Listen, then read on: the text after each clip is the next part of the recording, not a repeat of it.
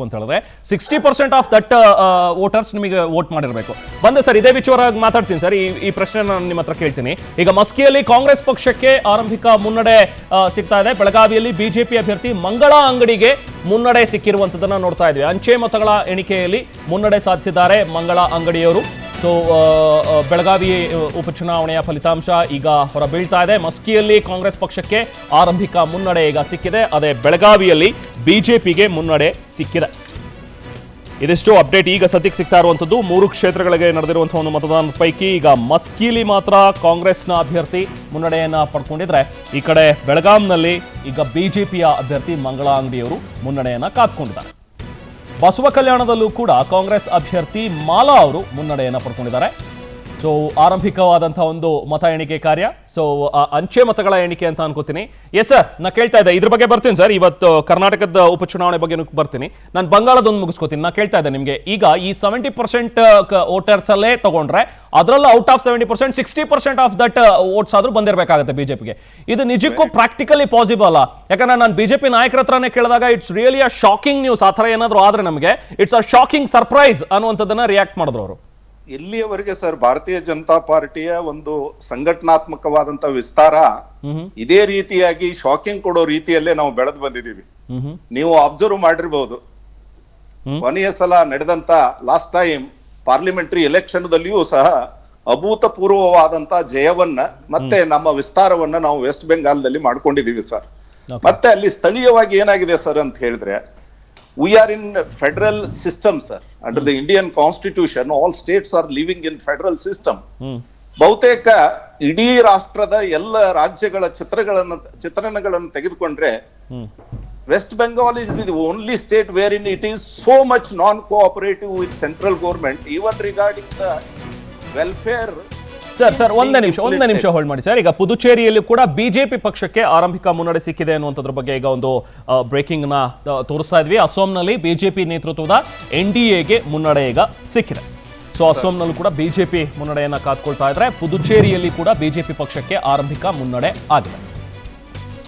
ಇನ್ನು ಪಶ್ಚಿಮ ಬಂಗಾಳದಲ್ಲಿ 3 TMC ಹಾಗೆ 2 ಬಿಜೆಪಿ ಮುನ್ನಡೆಯನ್ನು ಪಡ್ಕೊಂಡಿದೆ. TMC 3 ಸ್ಥಾನಗಳಲ್ಲಿ ಮುನ್ನಡೆ ಇದ್ರೆ ಬಿಜೆಪಿ 2 ಸ್ಥಾನಗಳಲ್ಲಿ. ಇನ್ನು ಅಸ್ಸಾಂನಲ್ಲಿ ಬಿಜೆಪಿಯ ಅಭ್ಯರ್ಥಿ ಮುನ್ನಡೆಯನ್ನು ಕಾದ್ಕೊಂಡಿದ್ದಾರೆ. ಸೊ ಬಿಜೆಪಿ ಈಗ ಮುನ್ನಡೆಯನ್ನು ಪಡ್ಕೊಂಡಿದೆ.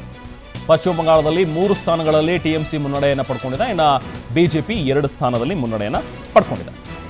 ತಮಿಳುನಾಡಿನಲ್ಲಿ DMK ಪಕ್ಷಕ್ಕೆ ಮುನ್ನಡೆ ಆಗಿರುವಂಥದ್ದನ್ನು ನೋಡ್ತಾ ಇದ್ದೀವಿ. ಅಸ್ಸಾಂನಲ್ಲಿ ಬಿಜೆಪಿ ನೇತೃತ್ವದ NDAಗೆ ಮುನ್ನಡೆ ಸಿಕ್ಕಿದೆ. Sir yes sir please continue sir.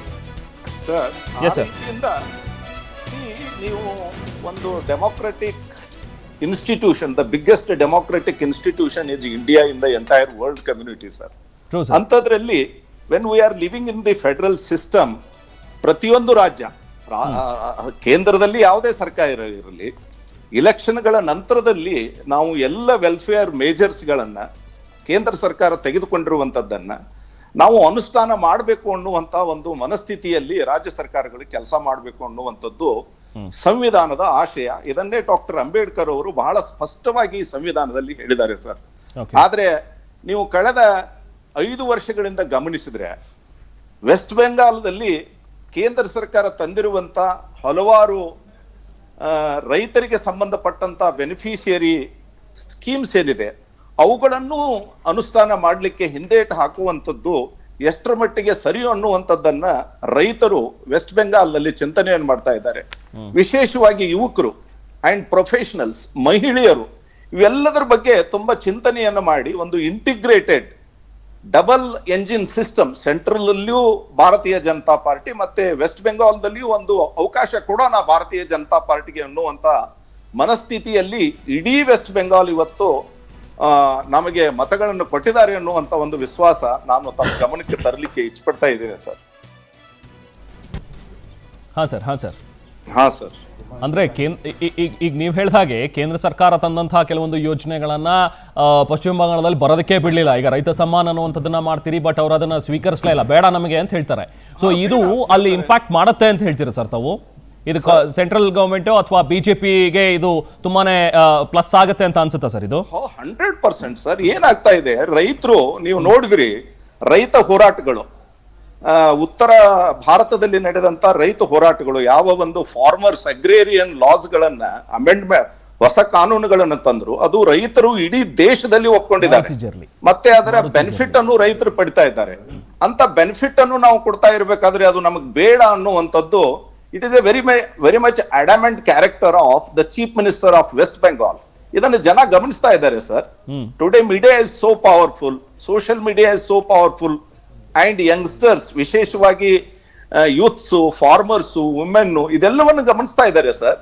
ನಾವು ಏನೇ ಮಾಡಿದ್ರು ಜನ ಇವತ್ತು they are sitting in the judgemental position. ಆದ್ರಿಂದ ಒಂದು ಫೆಡರಲ್ ಸಿಸ್ಟಮ್ ದಲ್ಲಿ ನಾವು ಇರಬೇಕು ಅಂತ ಹೇಳಿದ್ರೆ, ಒಂದು ಇಲೆಕ್ಷನ್ಗಳವರೆಗೆ ನಾವು ಹೋರಾಟ ಮಾಡೋಣ, ಬಟ್ ಇಲೆಕ್ಷನ್ಗಳ ನಂತರದಲ್ಲಿ ಇಡೀ ಜನಾಂಗ, ಇಡೀ ರಾಷ್ಟ್ರಕ್ಕೆ ಉಪಯೋಗವಾಗೋ ರೀತಿಯಲ್ಲಿ ಫೆಡರಲ್ ಸಿಸ್ಟಮ್ ದಲ್ಲಿ ಕೆಲಸ ಮಾಡಬೇಕು ಅನ್ನುವಂಥದ್ದು ನಮ್ಮ ಸಂವಿಧಾನಕಾರರ ಒಂದು ಆಶಯ ಆಗಿತ್ತು. ವಿಶೇಷವಾಗಿ ಡಾಕ್ಟರ್ ಅಂಬೇಡ್ಕರ್ ಅವರು ಫೆಡರಲ್ ಸಿಸ್ಟಮ್ ಅದನ್ನ ತರಬೇಕಾದ್ರೆ ಈ ಎಲ್ಲ ಚಿಂತನೆಗಳನ್ನ ಮಾಡಿದ್ರು. ಆದರೆ ನಿತ್ಯ ನಿರಂತರವಾಗಿ ಕೇಂದ್ರ ಸರ್ಕಾರದ ವಿರೋಧವಾಗಿ ಹೋರಾಟ ಮಾಡುವಂಥದ್ದು, ಅದು ತರ್ತಾ ಇರುವಂತಹ ಹಲವಾರು ಸ್ಕೀಮ್ಗಳನ್ನ ನಮಗೆ ಬೇಡ ಬೇಡ ಅಂತ ಹೇಳುವಂಥದ್ದು, ಅದು ಜನರಿಗೆ ಮತ್ತು ರೈತರಿಗೆ ಉಪಯೋಗ ಆಗ್ತದನೋ ಇಲ್ಲೋ ಇದ್ರ ಬಗ್ಗೆ ವಿಮರ್ಶೆಯನ್ನು ಮಾಡ್ಲಿಕ್ಕೆ ಅವ್ರು ತಯಾರಿಲ್ಲ. ವೈಯಕ್ತಿಕವಾದಂತಹ ನಿಂದನೆಗಳು ಮತ್ತೆ ಕ್ರಿಮಿನಲ್ ಒಂದು ಕ್ರಿಮಿನಲ್ ರಾಜಕೀಯದ ಸೋಲಾಗುತ್ತೆ ಈ ಸಲ ಅವರಲ್ಲಿ. ಈ ರೀತಿಯಾಗಿರೋದ್ರಿಂದ ವೆಸ್ಟ್ ಬೆಂಗಾಲ್ದಲ್ಲಿ ನಾವು ಗೆದ್ದೇ ಗೆಲ್ತೀವಿ ಅನ್ನುವಂತ ಒಂದು ದೊಡ್ಡ ವಿಶ್ವಾಸ ನಮ್ಮಲ್ಲಿದೆ ಸರ್. ಎಸ್ ಸರ್ ಬಂದೆ. ಈಗ ಮತ್ತಷ್ಟು ಅಪ್ಡೇಟ್ಸ್ ನೋಡ್ತಾ TMC 7 ಸ್ಥಾನಗಳಲ್ಲಿ ಪಶ್ಚಿಮ ಬಂಗಾಳದಲ್ಲಿ ಮುನ್ನಡೆಯನ್ನು ಪಡ್ಕೊಂಡಿದ್ರೆ, ಬಿಜೆಪಿ 5 ಕ್ಷೇತ್ರಗಳಲ್ಲಿ ಮುನ್ನಡೆಯನ್ನು ಪಡ್ಕೊಂಡಿದೆ. ಸೊ ಪಶ್ಚಿಮ ಬಂಗಾಳದಲ್ಲಿ TMC ಹಾಗೂ ಬಿಜೆಪಿ ನಡುವೆ ನೇರ ಜಿದ್ದಾಜಿದ್ದಿ ಇರುವಂಥದ್ದನ್ನ ನೋಡ್ತಾ ಇದ್ವಿ.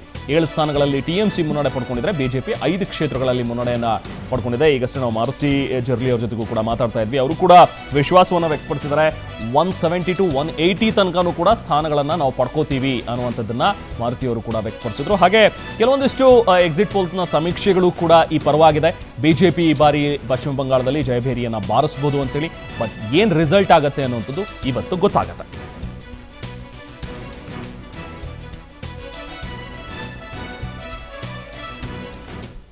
ಹಾಗೆ ನಮ್ಮ ಜೊತೆಗೆ ಈಗ